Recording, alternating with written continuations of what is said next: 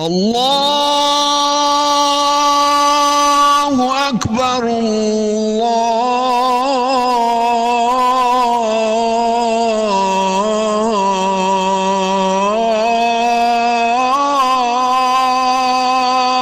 اکبر۔ اے ایمان والو، جب جمعے کے دن نماز کے لیے پکارا جائے تو اللہ کے ذکر کی طرف لپکو اور خرید و فروخت چھوڑ دو، یہ تمہارے لیے بہتر ہے اگر تم سمجھو۔ آج کا خطبہ، عنوان: عہد کی پابندی دینداری کی علامت ہے۔ تحریر: فضیلت الشیخ حضرت مولانا پروفیسر محمد یوسف خان صاحب حفظہ اللہ تعالی، شیخ الحدیث و ناظم تعلیمات، جامعہ اشرفیہ لاہور، پاکستان۔ الحمدللہ، تمام تعریف اللہ ہی کے لیے ہیں۔ ہم اس کی حمد و ثنا بیان کرتے ہیں، اسی سے مدد طلب کرتے ہیں، اسی سے معافی مانگتے ہیں، اپنے نفس کی شرارتوں اور اپنے اعمال کی برائیوں سے اللہ کی پناہ چاہتے ہیں۔ جسے اللہ ہدایت دے دے اسے کوئی گمراہ نہیں کر سکتا، اور جسے وہ گمراہ کر دے اسے کوئی ہدایت دینے والا نہیں۔ میں گواہی دیتا ہوں کہ اللہ کے سوا کوئی عبادت کے لائق نہیں، وہ واحد ہے، اس کا کوئی شریک نہیں۔ میں یہ بھی گواہی دیتا ہوں کہ حضرت محمد مصطفیٰ صلی اللہ علیہ وسلم اللہ کے بندے اور چنیدہ رسول ہیں۔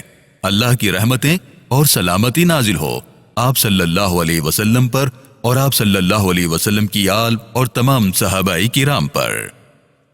بعد ازاں، میرے پیارے مسلمان بھائیوں، حضرت انس رضی اللہ تعالیٰ عنہ سے روایت ہے کہ بہت کم ایسا ہوا کہ رسول اللہ صلی اللہ علیہ وسلم نے ہمیں خطبہ دیا اور یہ ارشاد نہ فرمایا ہو کہ جس میں امانت نہیں اس کا ایمان کامل نہیں، اور جس میں عہد کی پابندی نہیں اس کا دین کامل نہیں۔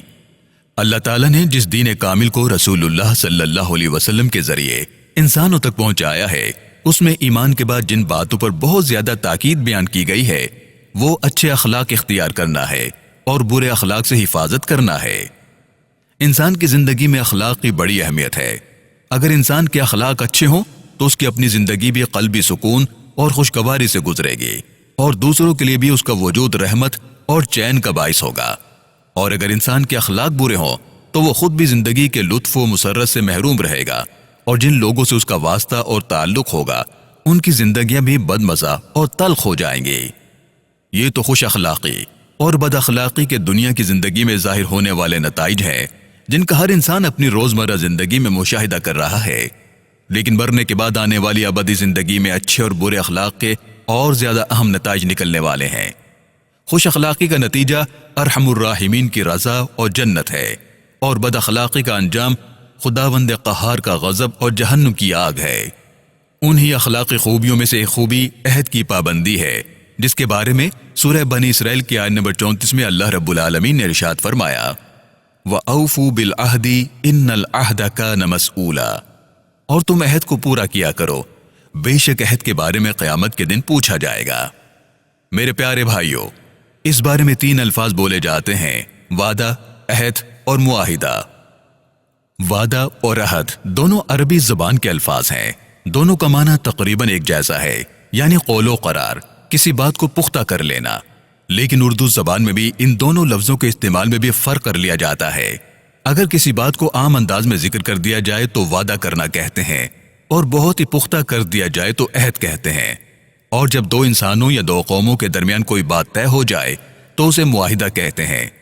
اور کبھی یہ فرق بھی کیا جاتا ہے کہ اگر ایک شخص یک طرفہ قول و قرار کر لے تو اسے وعدہ کہتے ہیں، اور 2 طرف سے قول و قرار ہو تو اسے عہد کہتے ہیں۔ عہد 2 طرح کے ہیں، ایک وہ عہد جو بندے اور اللہ کے درمیان ہو، جیسے ازل میں بندے کا یہ عہد کہ بے شک اللہ تعالی ہمارا رب ہے۔ اس عہد کا یہ اثر ہوتا ہے کہ انسان پر اللہ کی اطاعت لازم ہو جاتی ہے۔ یہ عہد تو اسلامی تعلیمات کے مطابق ہر انسان نے ازل میں کیا ہے، اور پھر دنیا میں وجود میں آنے کے بعد مومن کا عہد جو اس نے کلمہ شہادت کے اقرار کے ذریعے کیا ہے، اس معاہدے پر عمل کرنا بہر صورت واجب ہے۔ دوسری قسم عہد کی وہ ہے جو ایک انسان دوسرے انسان سے کرتا ہے، اس میں تمام تجارتی معاہدات، سیاسی معاہدے اور دوسرے تمام معاہدوں کی صورتیں شامل ہیں۔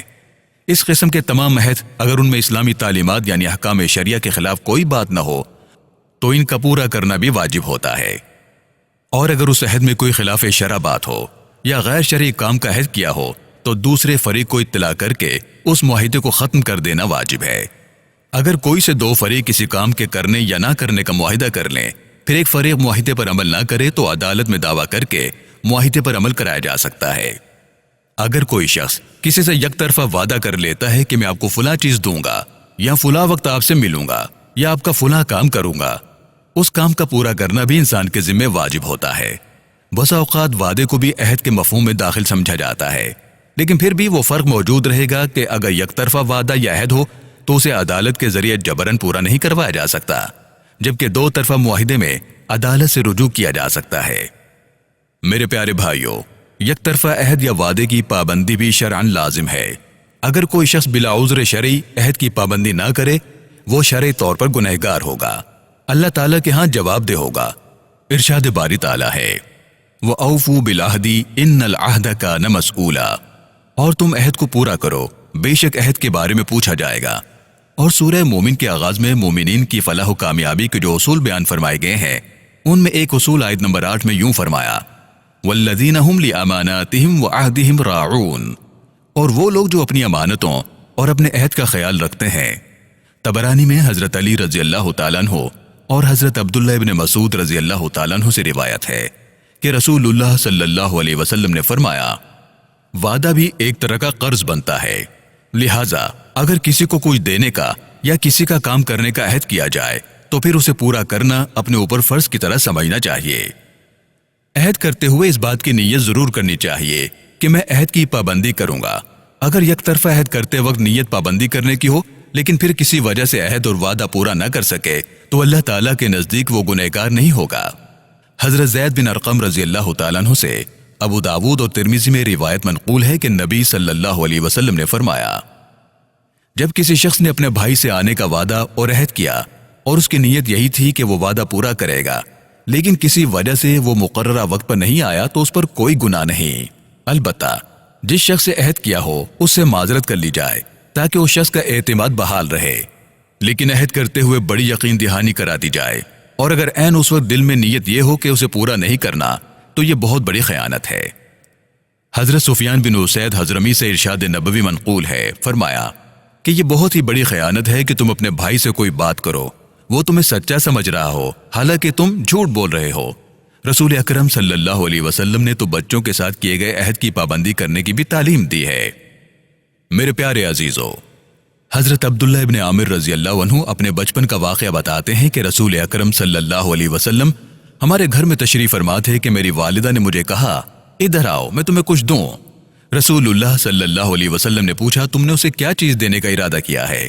میری ماں نے کہا کہ ایک کھجور دینے کا ارادہ کیا ہے۔ آپ صلی اللہ علیہ وسلم نے فرمایا، اگر تم اس کو کچھ نہ دیتی تو تمہارے نامہ اعمال میں ایک جھوٹ لکھا جاتا۔ معلوم ہوا کہ بچوں سے بھی بدعہدی کی اجازت نہیں، جبکہ عموماً معاشرے میں اس بات کو معیوب نہیں سمجھا جاتا۔ عہد کی پابندی ایمانی تقاضا ہے، اس لیے کہ وعدہ خلافی کو رسول اللہ صلی اللہ علیہ وسلم نے منافق کی نشانیوں میں شمار فرمایا ہے۔ جب معاشرے میں عہد کی پابندی کا خیال رکھا جاتا ہو تو پھر معاشرے میں افراد کا ایک دوسرے پر اعتماد قائم رہتا ہے، اور جب عہد شکنی عام ہو جائے تو پھر معاشرے میں باہمی اعتماد ختم ہو کر رہ جاتا ہے، جبکہ زندگی کے اکثر معاملات کا انحصار اعتماد پر قائم ہے۔ اس لیے کہ کسی سے عہد کرنے سے پہلے سوچ لیا جائے کہ میں پورا کر سکوں گا یا نہیں، اور پورا کرنے کی نیت بھی ہے یا نہیں، اور پھر عہد کرنے کے ساتھ انشاءاللہ بھی کہہ دیا جائے۔ اس کے بعد اگر عہد پورا کرنے میں رکاوٹ نظر آ رہی ہو تو کوشش کر کے مقررہ وقت سے پہلے معذوری اور عذر ظاہر کر دیا جائے تاکہ عین وقت پر دوسرے کو پریشان نہ ہونا پڑے، اور اگر دوسرا شخص چاہے تو اس کام کے لیے متبادل انتظام بھی کر لے، لیکن ہیلے بہانے یا جھوٹ اور فریب سے کام لے کر عہد شکنی نہیں کرنی چاہیے، بلکہ اصل بات ظاہر کر کے عذر پیش کر دیا جائے، اور اگر کبھی عہد شکنی ہو جائے تو دوسرے انسان سے معافی مانگ لی جائے اور کسی نہ کسی طرح اس کو پہنچنے والی تکلیف کا ازالہ کر کے اس کے دل کو خوش کر دیا جائے، تاکہ یہی دنیا میں معاملہ اور حساب صاف ہو جائے اور آخرت میں عہد کا حساب نہ دینا پڑے۔ اللہ رب العالمین ہمیں عہد کرنے سے پہلے سوچنے اور عہد کرتے وقت خلوص نیت اور بعد میں عہد کی پابندی کی توفیق عطا فرمائے، آمین آمین۔ وآخر دعوانا ان الحمد للہ رب العالمین۔